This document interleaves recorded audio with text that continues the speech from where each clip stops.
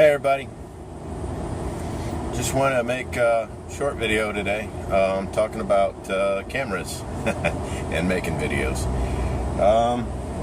If you've seen some of my videos, you know I've been playing with Vivitar 786 HD. I have two of those, and I also have a Monster Villain. All three of them are action cams, similar to the GoPros. They have a plastic housing that they fit in, but they're much cheaper than, or more affordable I should say, than a GoPro. I paid probably just a little over $200 for all three of them, and whereas a GoPro is $350 to $399 depending.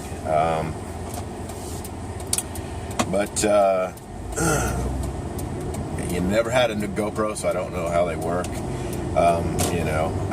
I think probably from what I've seen in the videos, I think they have better stabilization abilities than these three cameras have.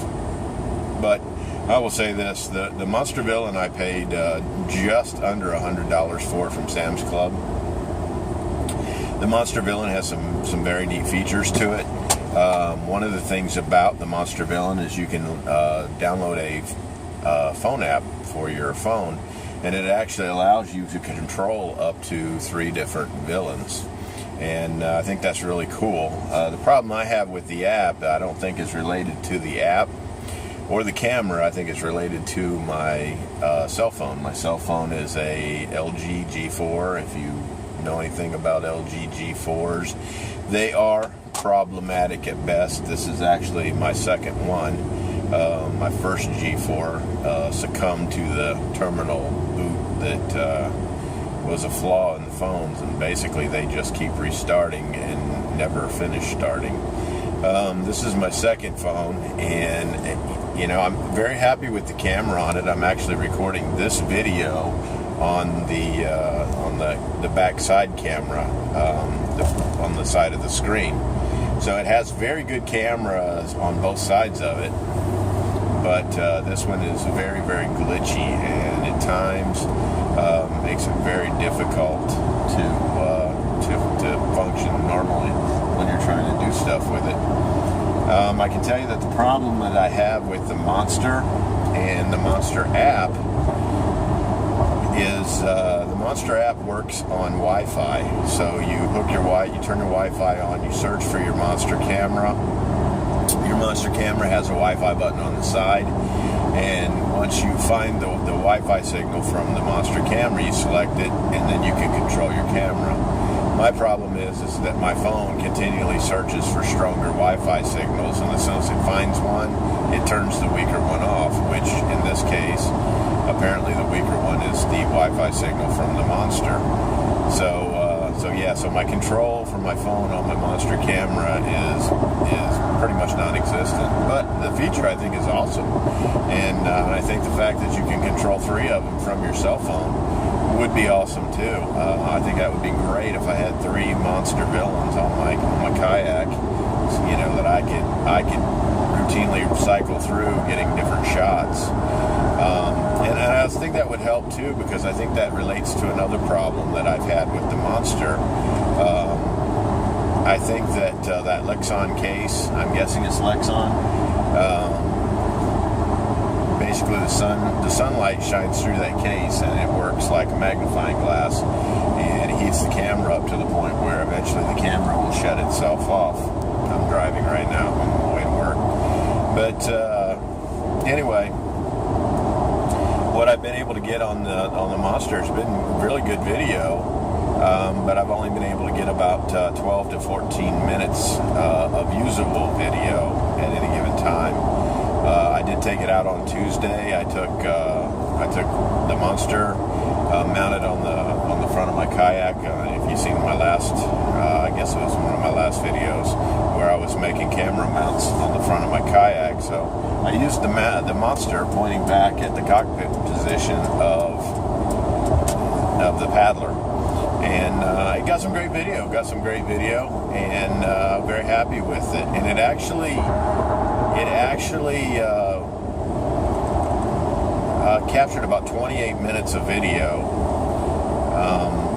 but so like I said, some of it's not usable. And one of the things that I did to both cameras is I bought a piece of corrugated plastic from Home Depot, and basically I fashioned a couple of housings to fit over the Lexon case of both cameras.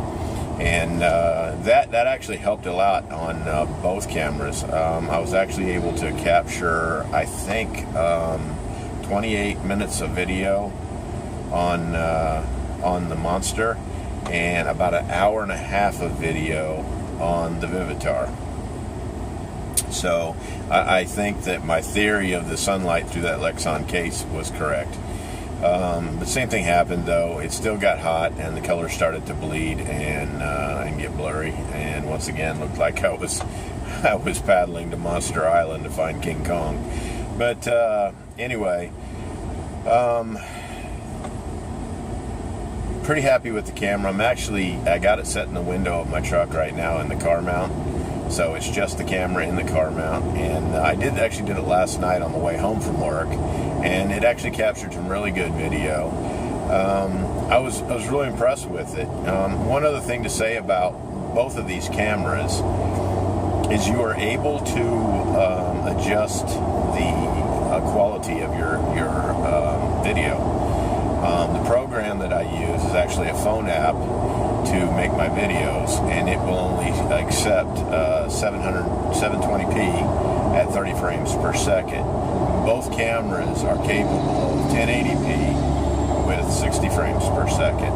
So the video that you'll see attached to this one, once I get it edited, is actually 720p at 30 frames per second. But anyway, so like I say, you can adjust that on both cameras, so that's a good feature. It also allows you to get more video on your SD cards, so that's a plus too if you're going to be out for a long period of time. And I typically, when I'm out kayaking, I'm typically out there all day. I typically go out and I stay out for a good 5-6 hours or longer, and that's what I do. Speaking about the Vivitar cameras a little bit, much more inexpensive than the Monster. It's got some great features too. It's got a wrist control. You can't turn the camera on from the wrist control. You can power it off, and you can tell the camera to take a still, or you can tell the camera to record video, and that's pretty cool.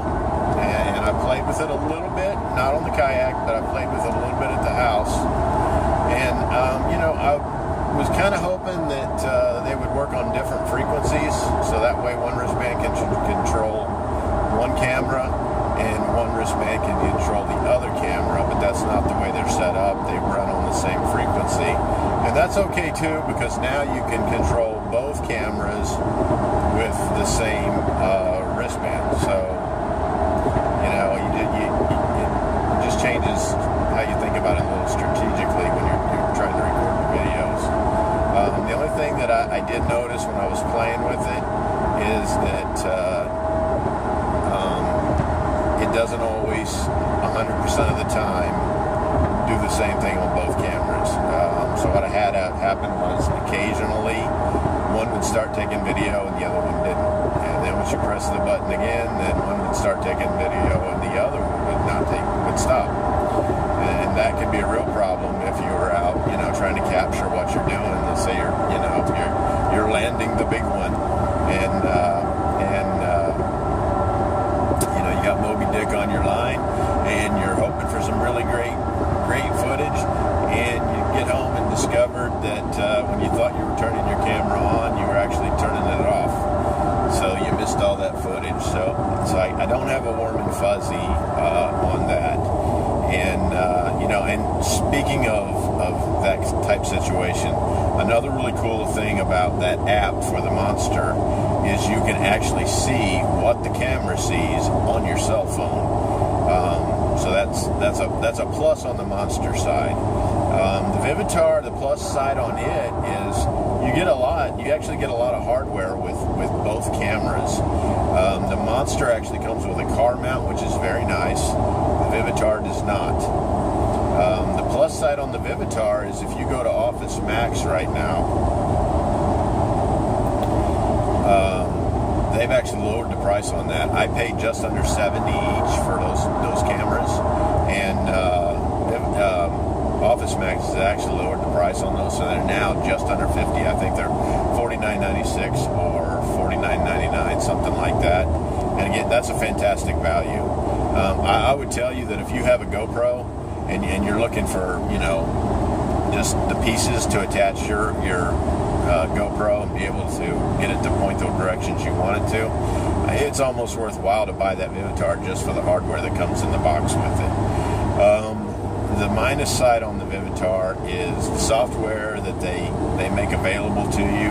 One camera actually had a small disk. The other camera told you where to go to download it. I could not make that software work. I thought it was garbage. I don't know if it's designed for a specific platform on your computer, but I just thought it was just unusable. I couldn't make it function whatsoever, and that's one of the things where I'm struggling too, because I'm using an app, which is a pretty good app for my cell phone, and it's worked for me a lot. Most of my videos have been created using I think it's KineMaster or KineMaster. I'm not sure how you pronounce it.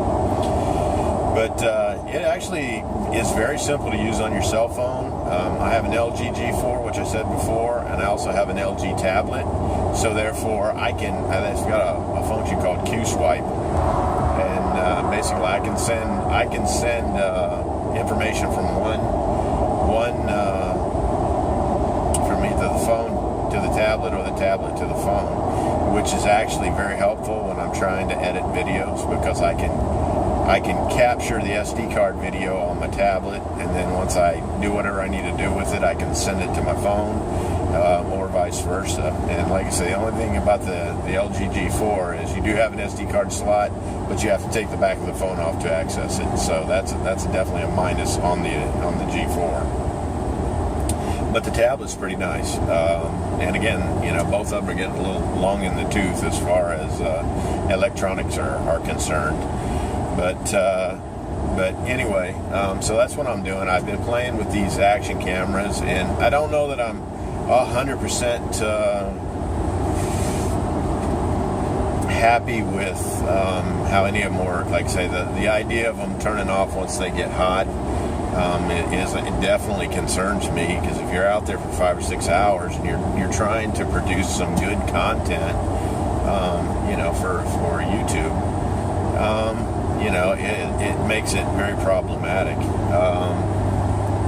Another thing is, eventually they go into a power saver mode where the view screen on the back of the cameras turn off. So therefore, at this point, you don't know whether you're getting video or not. There's no way to tell, at least from looking at the camera. So, I think. I know I was watching Sailing and Such. He did a video on his cameras and what he uses. And I actually picked up a tripod that he was recommending from his Amazon store. And it was I think it was around $14. And it works kind of like collapsible tent poles. And I can tell you, I got it in about 2 days from Amazon Prime. And you know what? That thing's amazing. It's amazing. It's probably, I think it's the best $14 I've ever spent in my life. And so I will probably use that a lot for a lot of things in the future. And it's really lightweight. It's maybe 8 inches long, and it maybe weighs a pound. And he talks about his. He says he's had his for a long time, and he's had it in wet, salt water, regular water, mud. And he said, it's never broke down on him. He did say that occasionally the wind will blow it over because it's not very heavy. But I'm going to tell you, that thing's awesome. That thing is awesome. I would recommend that thing to everybody. So if you want to, I don't remember exactly what it's called, but if you go to Sailing and Such, he's got a video that he just created within the last week or so, I think, that's on his cameras.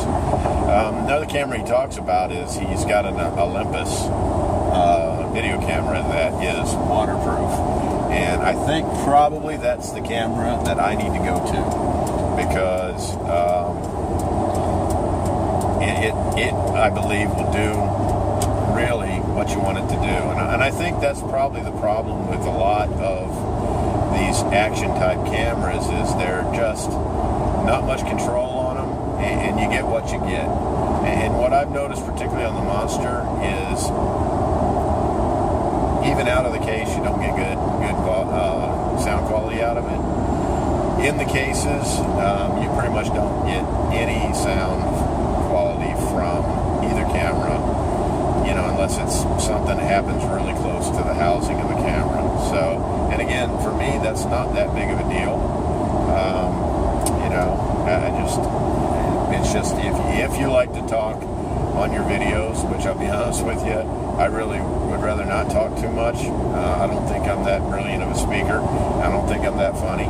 And, I wish I could be like Tripp, but I'm not. No, that's not the kind of person I am, so I struggle with that. So I'll be honest with you, when I'm out there making videos, I probably keep my verbiage to a minimum, just because, I don't consider myself to be that great of a speaker or that witty. So anyway, when I do talk, generally I'm talking about something I'm evaluating, and that, something I have a good thorough knowledge of. So that's when I'll do most of my discussion on things. But anyway, I've got some video recorded, but I got a lot of it, so I got to edit what I can use of it. I was hoping to catch some fish, or at least some fishing video, but the cameras failed me on that one more time. I had a couple of firsts when I was out there. I was in the Julington Creek area. Never kayaked there before, and basically I anchored myself up around some lily pads, and just started casting a topwater lure. Now I want to say, I have never caught anything with a topwater lure. I've never even had a bite on a topwater lure. I was using a Head Super Spook Junior with the chartreuse color, and I had my very first topwater bite, and I think it was a bass. I can't be sure. I didn't land it. I didn't have my drag set right, so it actually shook the hook. But I gotta tell you, I can see why people are addicted to the topwater bite, because that was very exciting. At one point, that fish jumped clear out of the water, and then about that time's when it shook the hook. And I think it was a pretty sizable fish. It would have been a keeper. My wife would have been happy. But anyway, just a couple of firsts I've had, and it was a pretty good day. When I first went out, the water was kind of like glass. It was a little bit of upheaval to it, but it was smooth. There was no white caps or anything like that going on with it. So going out, paddling was easy. Towards the end of the day, though, the wind picked up on me, so I had current going one way, the wind going the other way. And between the two factors, it was really all I could do to keep my kayak from going sideways on me. So it was a lot of work coming back to the boat ramp. But again, I didn't get any of that on video because both cameras let me down. But anyway, I'll be working on that video. It's just there's a lot of footage to go through, and I really want to make good videos. I know I watch a lot of YouTube. Watching YouTube's what got me involved with kayaking, and I've seen some great videos from some of the other YouTubers, and I really want to produce a video like that for my own channel. So it's just the biggest hurdles, I think, with creating good quality, consistently quality in your YouTube videos is your software and your camera gear. So, and that's the piece that I've really been working on the last couple of months. So anyway, please stay tuned, like and subscribe, hit the notification bell there, and that way you'll get an email when I create new content. And please let me know what you think I'm doing wrong, and please let me know what you think I'm doing right. And I'll take any suggestions that are out there. And everybody have a great day. And I guess I'll finish my drive to work, and that'll be it. So we'll see you.